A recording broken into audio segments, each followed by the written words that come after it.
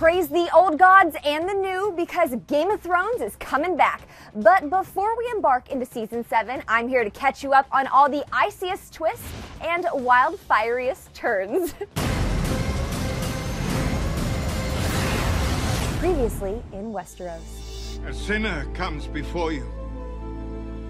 Cersei of House Lannister. Hell hath no fury like a Lannister scorned. Determined to get revenge for her humiliating walk of atonement. Shame. And regain control of the kingdom, Cersei devised a plan to kill two birds with one stone. And by birds, we mean the sparrows. And by stone, we mean a massive explosion of wildfire. Poor Queen Margaery was among the thousands who were instantaneously murdered. And little King Tommen was so incredibly heartbroken by this loss that he calmly relinquished his crown, walked over, and took a tumble out of his bedroom window. Bye, Tommen. Cersei took her place on the Iron Throne as the new queen of the Seven Kingdoms. Long may she reign. Long may she reign.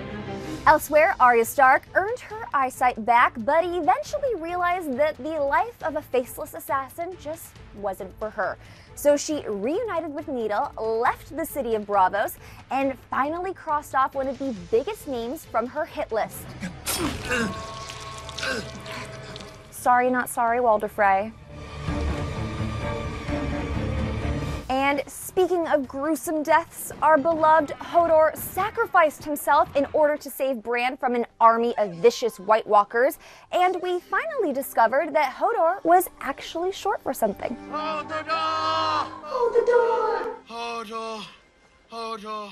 As for Daenerys, well, following her dramatic dragon escape from Meereen, our Khaleesi was captured by the hot-headed Dothraki men and was sentenced to live out the rest of her life among the other widows of the Khals, the Dosh Khaleen. Yeah, right. In one of the most heated moments of the season, Dany set a fiery trap, killing all the Khals, and she emerged victorious and unburnt as the new leader of the Dothraki. Now, once back in Meereen, Dany consulted with Tyrion, the newly appointed Hand of the Queen, and unleashed a dragon-filled plan to finally end slavery in Slaver's Bay once and for all. With the help of the Greyjoys' finest ships, the Dothraki army and unsullied soldiers are finally en route to Westeros, and our Mother of Dragons has her eyes on the Iron Throne. As for the North, well, after the Red Woman brought our Lord Commander back to life, we finally got to witness a Stark family reunion.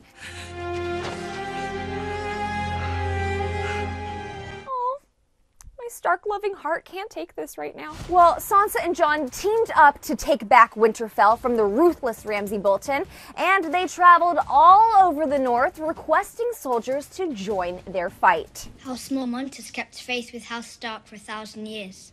We will not break faith today. That's right, it was the Battle of the Bastards, and right before Jon's itty-bitty army charged, Ramsay aimed for one last Stark family casualty. Poor Rickon. You shouldn't have been so useless. Truly though, like, no one's gonna miss Rickon. Sorry, I forgot about you a long time ago. No one cares. With the surprise help from the Knights of the Vale, Jon defeated the Boltons, took back Winterfell, and Sansa got some much-needed Ramsay revenge. Now Jon is King of the North! But thanks to Bran's warging, we finally discovered the real secret between Jon Snow's mysterious heritage. Turns out he's actually not Eddard Stark's bastard son. His mom is actually Ned's sister, Lyanna. Like my name. It's really close. That's nice. And we're to believe that Jon's father is Rhaegar Targaryen, which, according to tradition, that puts him first in the line of succession for the Iron Throne. Plus, that also means that Dany is technically, ready for this, Jon's aunt. Insane, right? I kind of love it though. But the real war between the dead and the living is still coming, because after 6 seasons of ominous warnings, winter is here. Because the enemy is real.